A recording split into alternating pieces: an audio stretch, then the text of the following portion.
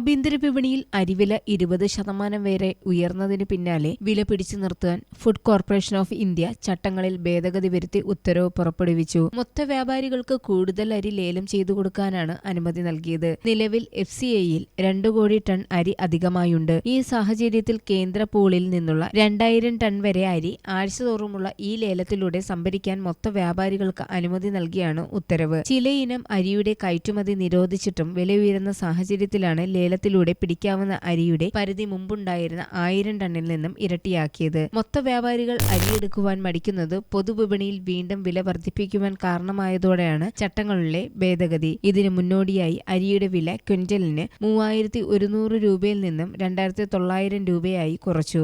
ആഭ്യന്തര വിപണിയിലെ അരിവില ആശങ്കാജനകമായി വർദ്ധിക്കുന്നുണ്ടെന്ന് സമ്മതിച്ച FCI മേധാവി Ashok Meena open market sale സ്കീമിന് കീഴിലുള്ള ലേലത്തിലൂടെ വില പിടിച്ചു നിർത്താനാകുമെന്നും അവകാശപ്പെട്ടു. News desk press Malayalam. തങ്കമാണു നീ,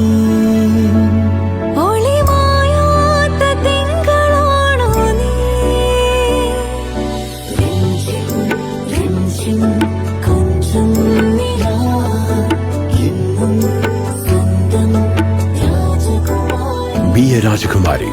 Rajakumari Gold and Diamonds. The trust of Travancore. Rajakumari.